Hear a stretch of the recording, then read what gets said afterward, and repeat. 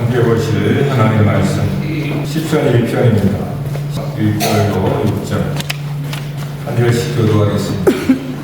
복 있는 사람은 악인들의 꾀를 따르지 아니하며 죄인들의 길에 서지 아니하며 오만한 자들의 자리에 앉지 아니하며 오직 여호와의 율법을 즐거워하여 그의 율법을 제자로 봉사하는다. 그는 시냇가에 심은 나무가 저를 따라 열매를 맺으며 그 잎사귀가 마르지 아니함 같으니 그가 하는 모든 일이 다 형통하리로다.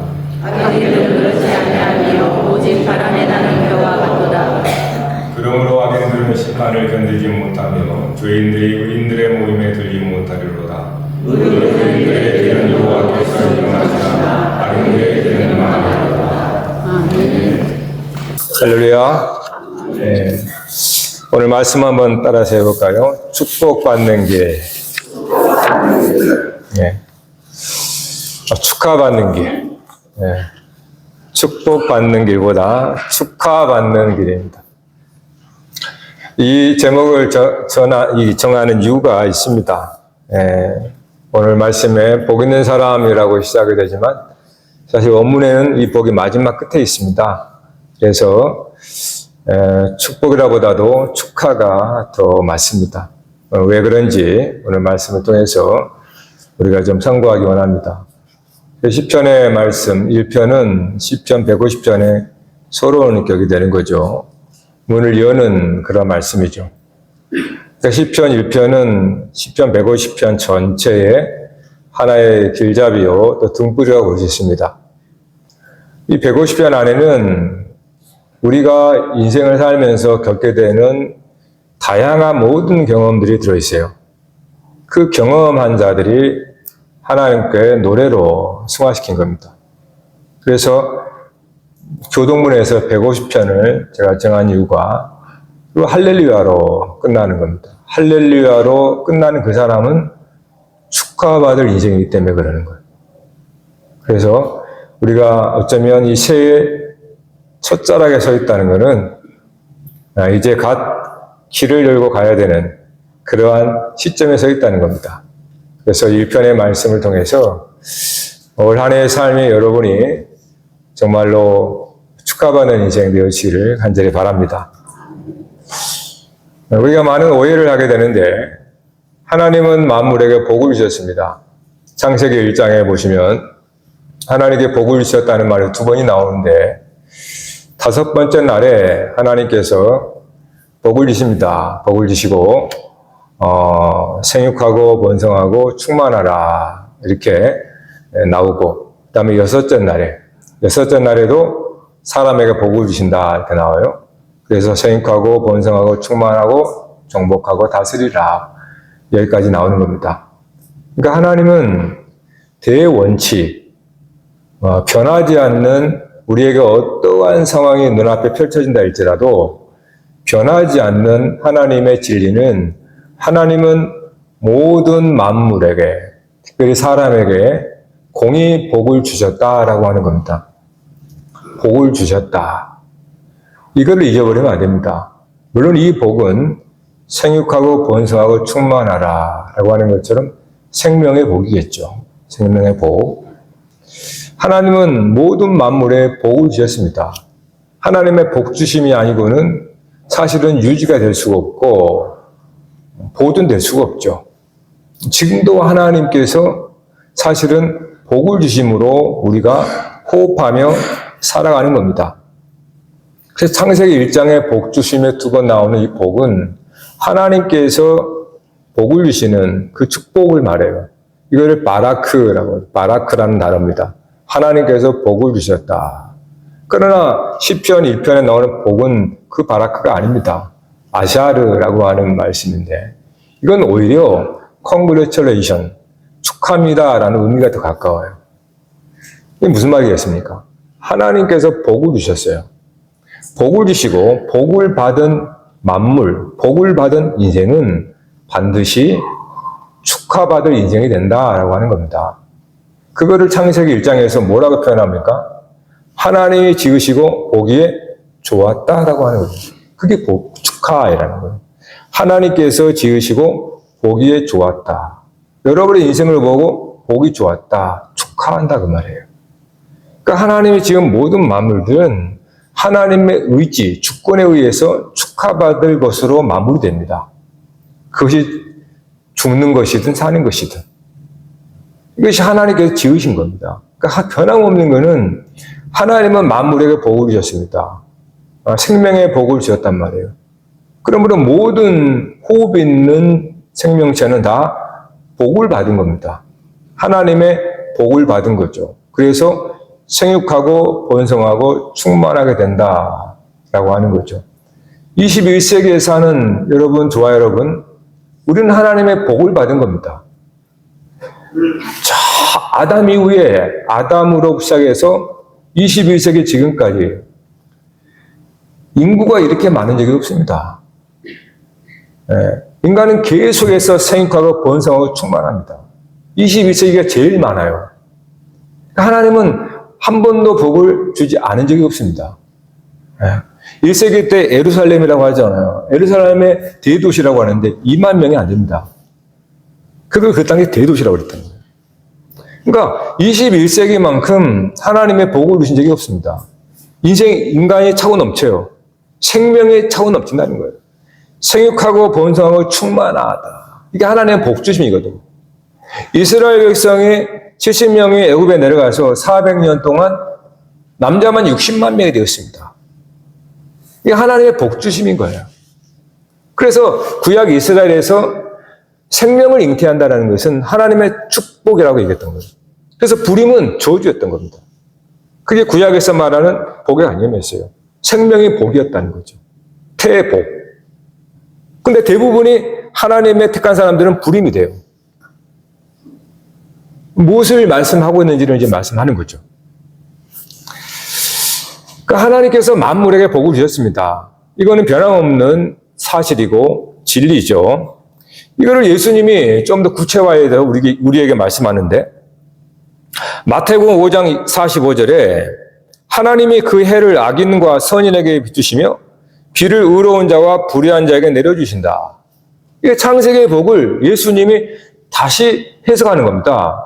그러니까 하나님께서 해를 비추시는데 악인이든 선인이든 동일하게 해를 비춰주세요. 비를 내리시되 악인이든 선인이든 하나님은 비를 내리십니다. 이것은 복은 모두에게 하나님이 주신다라고 하는 거예요. 이게 하나님의 뜻이고 하나님의 생각인데, 근데 우리는 다르죠. 우리는 아니 왜 하나님 악인에게 해를 주십니까? 왜 악한 사람에게 비를 내려주세요? 이게 우리 인간이에요. 그러니까 우리가 하나님의 뜻을 쫓아간다는 것은 우리 갖고 있는 생각들을 다 뒤집어 엎어야 되는 겁니다. 하나님께서 주신 생명의 복이라고 하는 것은 모든 이에게 다 주신 거예요. 해를 내리되, 야, 내가 너 보니까 굉장히 좀 불순해. 해를 안 비춰주나요? 악한 사람은 비가 내리지 않아요? 하나님은 모든 만물에게, 생명이 있는 모든 이에게 복을 주신 겁니다. 하나님이 맞는 거고 우리 판단이 틀린 거죠. 그래서 예수님은 모든 이에게 하나님의 복이 임한 것을 친히 보여준 겁니다. 그 당시에 악하다고 하는 율법에 의해서 판단해서 죄인이라고 하는 악인들에게 예수님이 동일하게 함께 하시는 거죠. 자, 그러면 왜 인생은 악인과 의인이 이렇게 나뉘는가? 오늘 말씀에 하나는 모두에게 복을 주셨는데 이 땅에 생명으로 태어난 그 아이는 우리가 똑같은 복을 받은 겁니다. 그게 생명의 복이에요. 그런데 이 아이가 생명을 갖고 태어났던 자체는 하나님의 생명의 복을 받은 겁니다. 생육하고 번성하고 충만하라. 그런데 이 아이가 커서 걸어가는 길은 두 가지로 발라져요. 의인의 길이냐, 악인의 길이냐. 갓난아이는 아직 걷기 전에는 복받은 자입니다. 근데 걷는 순간부터 길이 달라지게 돼 있어요. 그래서 오늘 성경에 악인의 길, 의인의 길 이렇게 나라는 겁니다. 그러면 도대체 무엇이 이렇게 의인의 길과 악인의 길로 나누는가 하는 거예요. 오늘 시편 1편에 여호와의 말씀이라고 해요. 여호와의 말씀을 주야로 묵상하는 자, 여호와의 말씀을 주야로 묵상하는 자는 복이 있다, 축하를 받는다 이렇게 말해요. 그 축하의 모습이 어떤 이미지 나옵니까? 상상을 해보세요. 시냇가에 심은 나무가 시절을 따라 과실을 맺고 잎사귀가 마르지 않고 그 하는 모든 일이 형통하리라. 야, 아름답죠. 굉장히 축하받을 인생이라는 거예요. 그러니까 이렇게 하나님의 복을 받은 사람은 진짜 하나님의 복을 받음으로 그는 축하받을 결실로 나가는 게 정상이고, 하나님이 그렇게 복을 주셔서 보기에 좋았다라고 해준 거예요. 그러니까 모든 생명이 있는 거는 하나님의 복받음이고, 그 생명은 보기에 좋았다라고 하는 축하받을 것으로 기결이 된다는 겁니다. 그런데 거기에 갈림길이 생겨요. 그 갈림길에는 여호와의 말씀을 묵상한다. 여호와의 말씀. 여호와의 말씀을 주야로 묵상한다라고 그랬단 말이에요. 주야로 묵상한다 그러니까 뭐 잠도 안 자고 말씀 본다 그런 게 아닙니다. 어떻게 그러면 살겠어요? 주야로 묵상한다라고 하는 것은 모든 삶에서 하나님의 말씀을 찾고 그 말씀에 따라 순종하며 나간다라고 하는 것이죠. 그거를 바울 사도는 먹든지 마시든지 무엇을 하든지 하나님의 영광을 위해 하라 그렇게 얘기했던 겁니다. 그러니까 우리에게 숨 쉬는 순간 모든 순간마다 행하는 일들이잖아요. 그 행하는 우리가 주야로 행하는 모든 내 삶의 걸음걸이 속에서 내가 행하는 모든 일들 속에서 하나님의 말씀이 무엇인가? 하나님께서 바라시는 뜻이 무엇인가? 라고 주님 앞에 묻고 엎드리고 주님의 뜻에 순종하며 가는 그 사람이 의인의 길이라는 거예요. 응? 왜 의인의 길입니까? 복이 되기 때문에 그래요. 하나님께서 말씀으로 창조하였다라는 그 말은 하나님의 말씀이 결국 모든 지으신 만물 중에 복되게 한다는 뜻이죠. 말씀이 복이 되게 하는 거죠. 하나님의 말씀이 복이 되게 하는 겁니다. 따라서 그 지음받은 것들이 그 말씀을 알고 그 말씀을 따라가면 복이 되는 거예요. 말씀에 복을 주셨기 때문에. 그 말씀에, 하나님의 말씀을 넣어줬기 때문에 그 말씀이 무엇인가 우리가 귀를 기울이고 그 말씀의 복을 쫓아가게 되면 형통하게 된다는 겁니다. 그래서 우리 삶에는 항상 이와 같이 복을 받아서 본래대로 복받은 인생, 즉 축하받을 인생으로 가게 하는 것이 하나님의 목적입니다.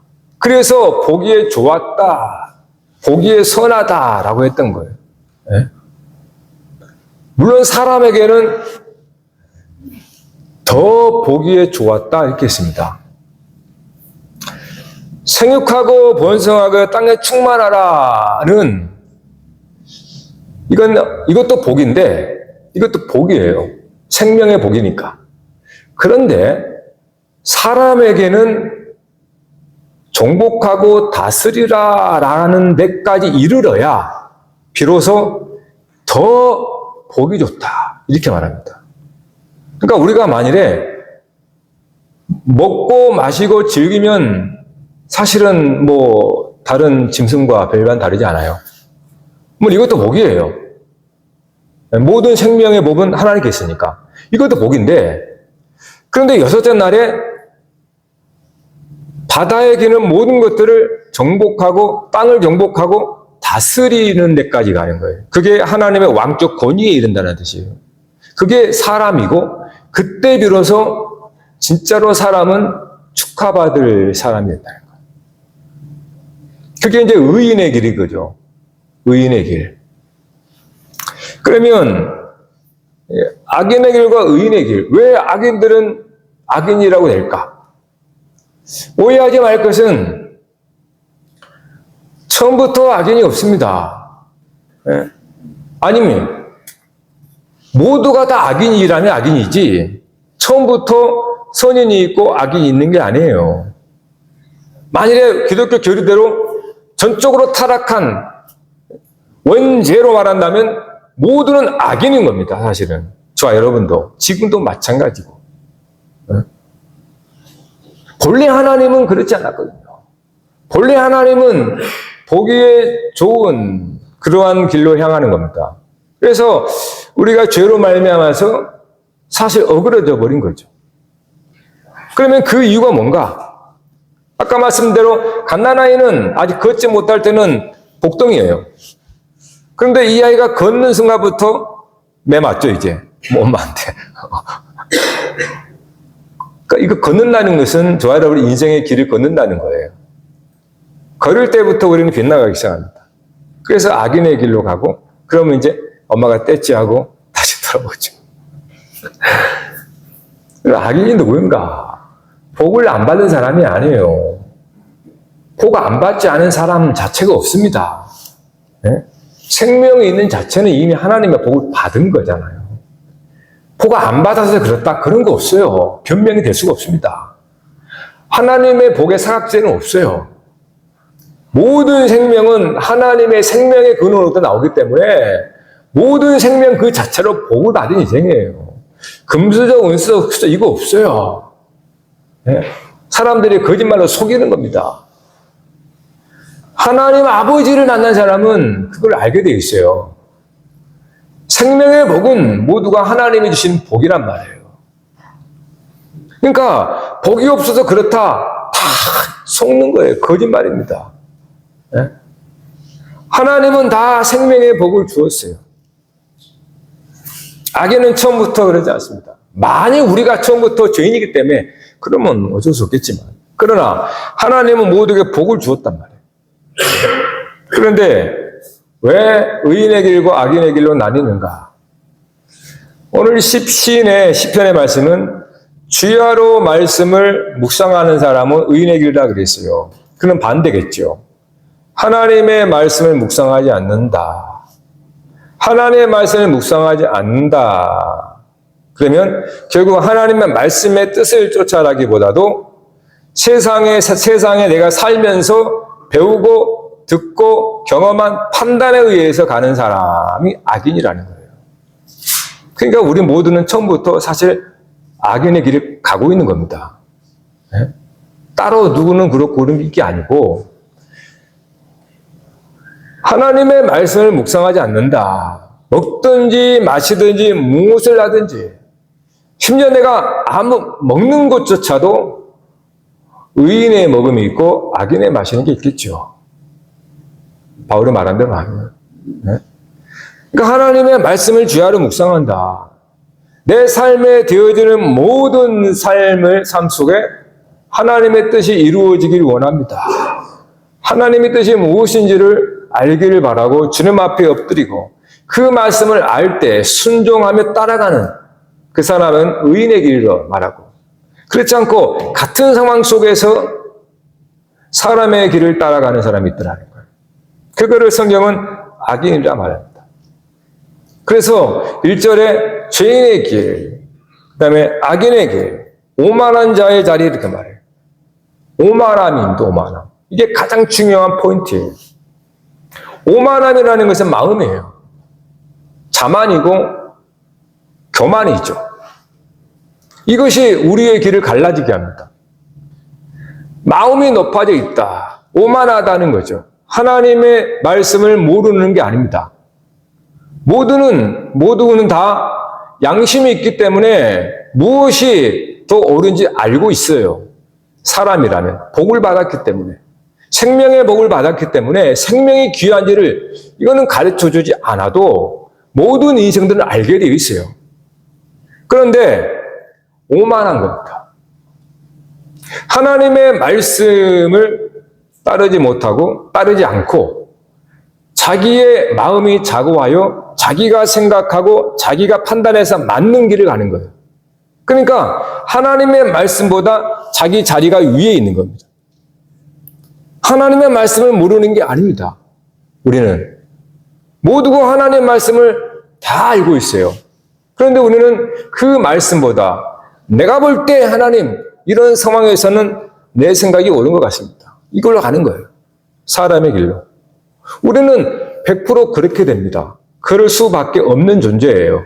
왜요? 우리는 영원을 사모하지만 그 영원의 처음과 끝을 모르기 때문에 최선을 다해서 선택을 할 겁니다. 하지만 그럼에도 불구하고 우리는 실패하고 하나님의 볼 때에 악한 길로 가게 돼 있어요. 하나님께서 말씀을 주십니다.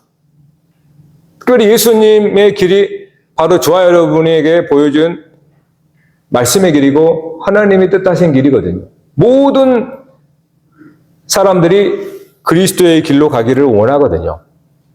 그것이 말씀에서 말하는 하나님의 복이거든요.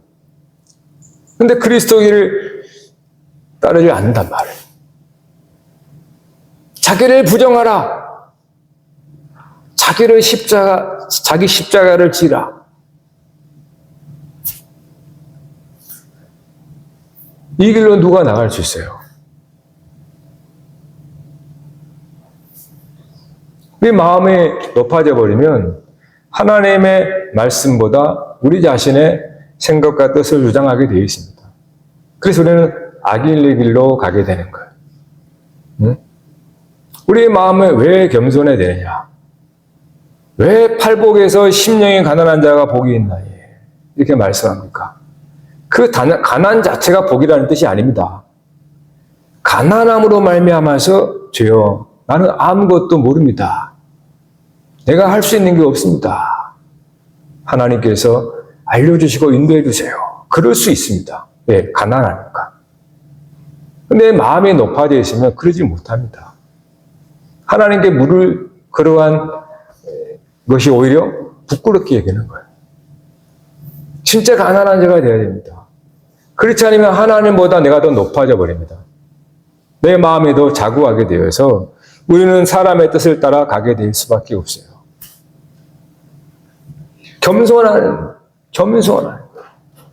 겸손하는 것이 하나님의 자리 아래로 내려가는 거예요. 그럴 때 우리는 순종할 수 있습니다. 여러분, 말씀을 몰라서 안 하는 게 아닙니다. 하나님의 말씀이 어려운 게 아닙니다. 네? 우리는 자연 만물을 보고서도 생명의 이치를 알게 되어 있습니다. 근데 우리는 순종할 수가 없어요. 그렇다면 그것이 언제 드러나느냐? 오늘 비유로 두 가지를 말했죠. 시냇가에 심은 나무 그림이 나오잖아요. 또 하나의 그림은 뭡니까? 악인은 바람에 나는 겨와 같도다. 이것도 비유잖아요.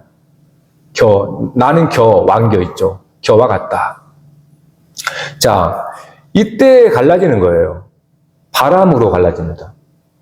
바람은 비유지만 밀을 까부릴 때 채를 들고 이렇게 막 까불잖아요. 바람을 일으키잖아요.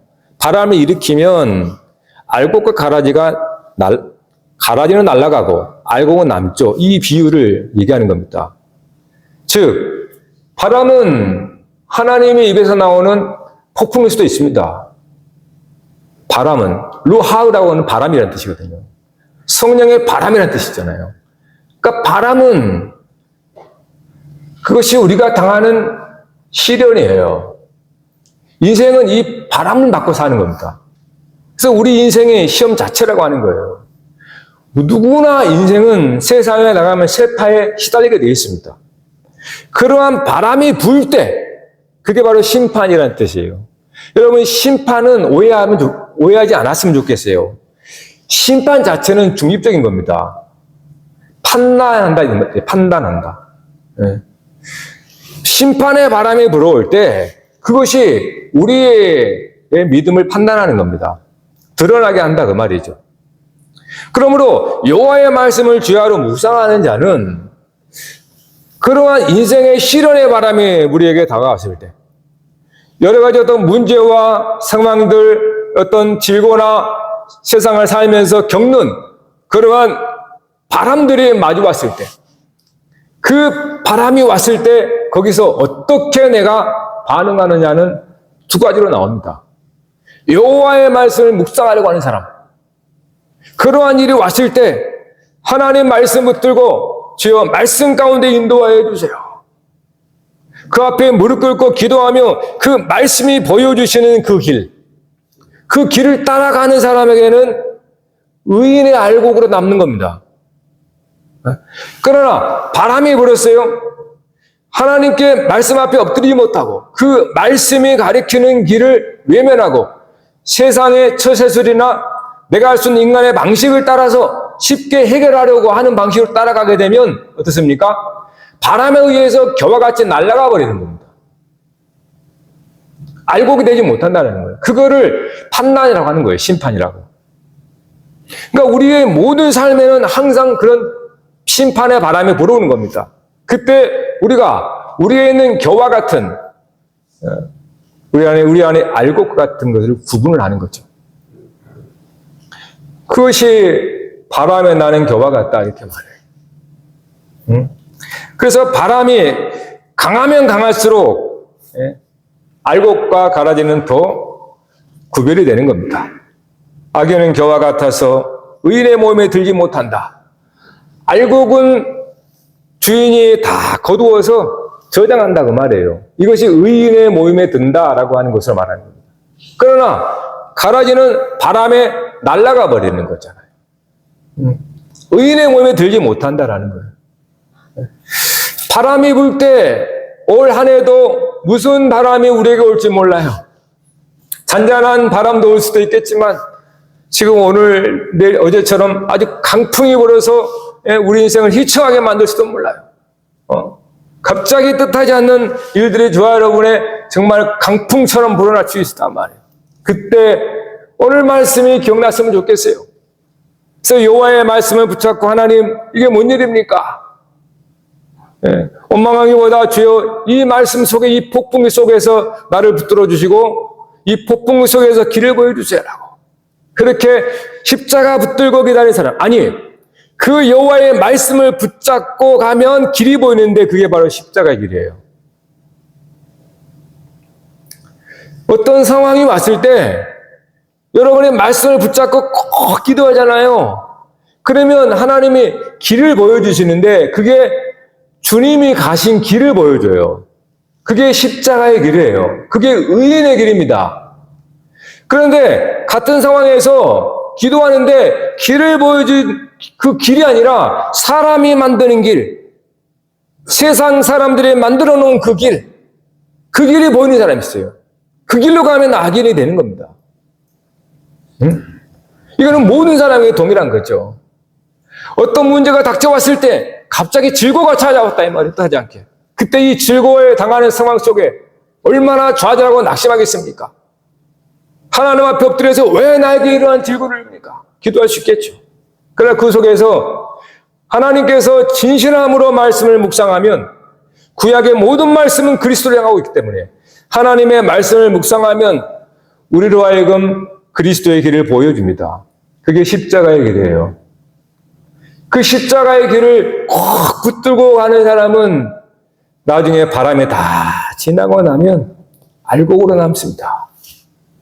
그런데 임시방편으로 즉흥적으로 이 길을 피하고자 이 바람을 피하고자 세상 방식으로 사람의 방식으로 따라 그 길을 가버리면 우리는 하나님 앞에 악인이라고 남는 거예요.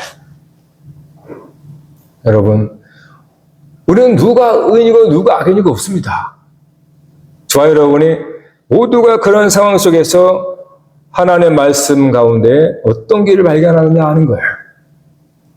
예수님께서 나는 길이요 그랬습니다. 생명이다 그랬습니다. 그래서 정말로 십자가를 붙들고 가는 그 사람, 그 길은 죄송하지만 외롭습니다. 왜냐하면 찾는 사람이 없어요. 그래서 좁다 그래요. 좁은 길이다 그러잖아요. 주님께서. 좁은 길이다. 그러나 사람의 길, 세상의 길을 찾는 데는 너무 쉬워요. 너무나 넓거든요. 수많은 사람들이 그 길을 가고 있거든요. 네? 그 길은 넓습니다. 사망의 길이라고 그래요. 정말 저와 여러분 올 한 해 살아갈 때 어떤 일이 있을지는 아무도 모릅니다. 그러나 분명한 것은 분명한 세파가 있습니다. 바람이 불게 되어 있어요. 그때 여러분의 말씀 꼭 붙잡고 눈을 떴을 때 이게 그리스도가 가는 길이 되어야 됩니다. 그러면 그리스도께서 저와 여러분을 붙들어 주세요. 그래서 그 길에서 남도록 합니다. 바람에 막 불어서 우리를 나부끼게 만들어 버려요. 그래서 어떤 사람은 날아가 버려요.